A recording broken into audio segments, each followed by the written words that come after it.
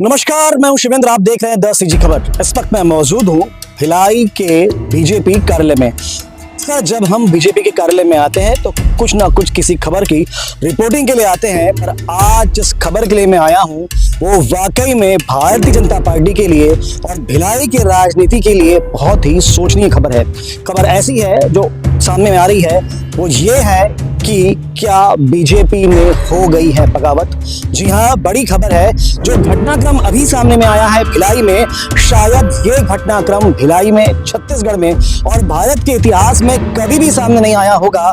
ऐसा शर्मनाक घटनाक्रम भाजपा भिलाई के लिए सामने में आया है। क्या है वो पूरा घटनाक्रम, आपको विस्तार से बताता हूँ। दरअसल हुआ यूं है कि कल देर शाम में भारतीय जनता पार्टी युवा मोर्चा भिलाई के लिए युवा मोर्चा की टीम की घोषणा हुई। आपको बता दूं, ये घोषणा लगभग 2 से 3 माह देर से हुई।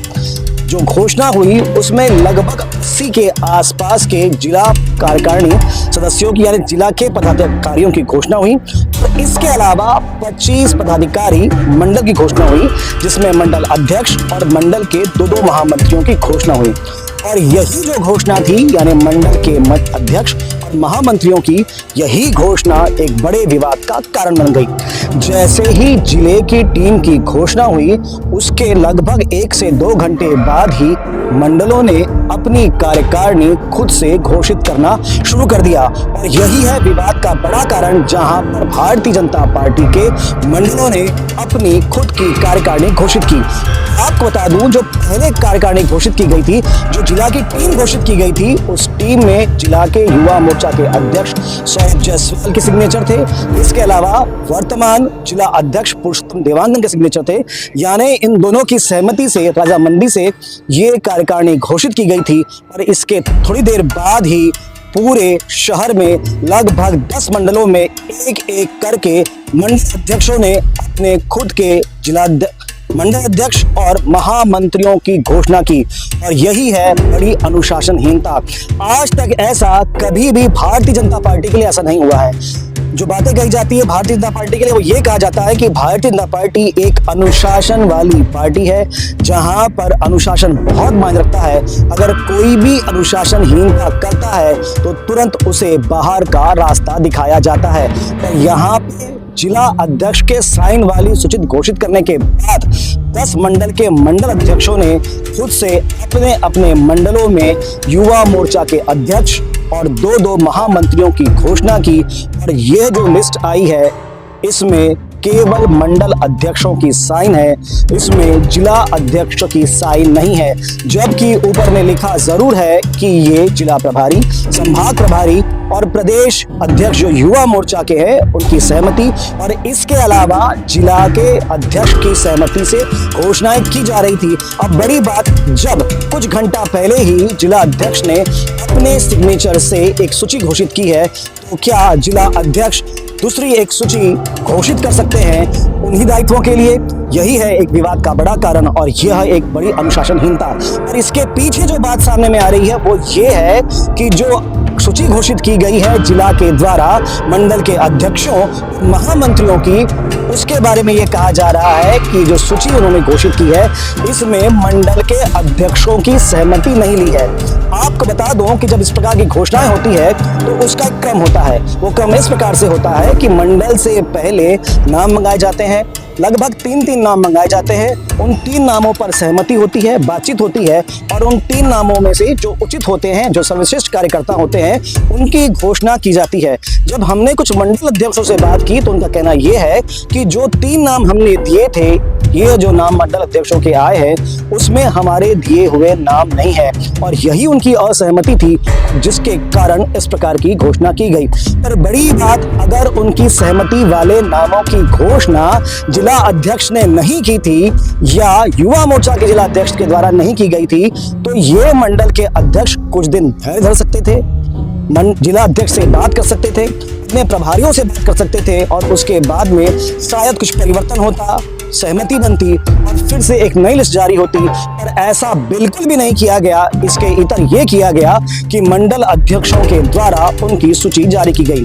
अब यह अनुशासनहीनता या कमी या गलती किसकी है? क्या इसके पीछे में जिले ने गड़बड़ की है, या इसके पीछे में छत्तीसगढ़ की टीम ने गड़बड़ की है, या फिर ये गलती या अनुशासनहीनता उन मंडल अध्यक्षों की है जिन्होंने धैर्य न रखते हुए आनन फानन में अपने नामों वाली जो उन्हें ठीक लगा वो सूची जारी की है। अब देखना ये होगा कि कौन सी सूची मान्य होगी। अब स्थिति ऐसी है कि मंडल अध्यक्षों के द्वारा सूचित घोषित की गई एक सूची है, यानी अब लगभग भिलाई के 10 मंडलों में 2-2 मंडल अध्यक्ष और 4-4 महामंत्री हो गए हैं। कौन मान्य होगा?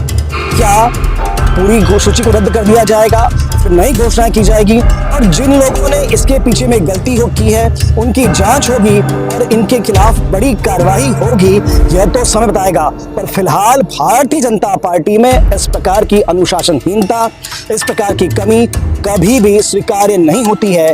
बड़ी बात यह है कि फिर से एक बार कह दूं, ये जो हुआ है ये कहीं ना कहीं भारतीय जनता पार्टी भिलाई के लिए एक काला दिन की तरह आप कह सकते हैं।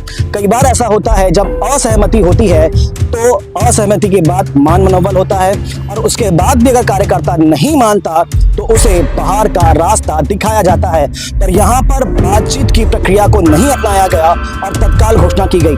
आपको बता दूं, इस बार जिन मंडल अध्यक्षों की घोषणा की गई थी उसमें क्राइटेरिया रखा गया था कि 45 साल से कम उम्र के कार्यकर्ता मंडल के अध्यक्ष होंगे। क्या ये उस एज की गलती है कि जहां पे मंडल अध्यक्षों की जो घोषणा हुई है वो 45 साल से कम के हैं, उनका अनुभव कम है, उन्होंने कम काम किया है, चूंकि एज उनकी यंग है तो क्या वो अधीर है, पार्टी के रीति नीति पद्धति को नहीं समझ रहे हैं, इस कारण ये गड़बड़ हुई है? या फिर जिला अध्यक्ष ने अपने मंडल अध्यक्षों से बातचीत नहीं की, सहमति बनाने का प्रयास नहीं किया, या फिर किसी एक विशेष गुट का, जैसे कि बात सामने बार बार आती है, उसका प्रभाव था और उस प्रभाव के कारण पहले घोषणा की गई। जो सूची आई है फिर से किसी विशेष गुट के प्रभाव के कारण ये मंडल अध्यक्षों ने घोषणा की है। बात बहुत गंभीर है। यह गंभीर इसलिए भी है क्योंकि कुछ माह बाद इसी भिलाई में निगम के चुनाव होने वाले हैं।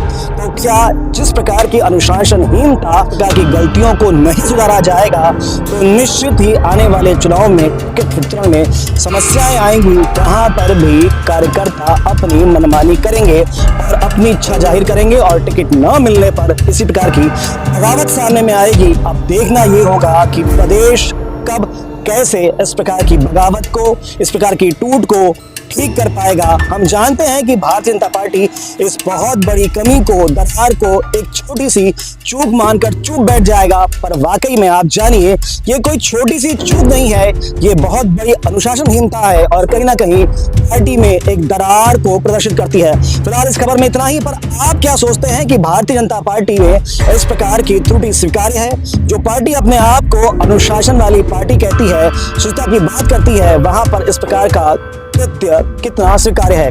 इस खबर में इतना ही। खबरों के लिए बने रहें 10 खबर के साथ। धन्यवाद।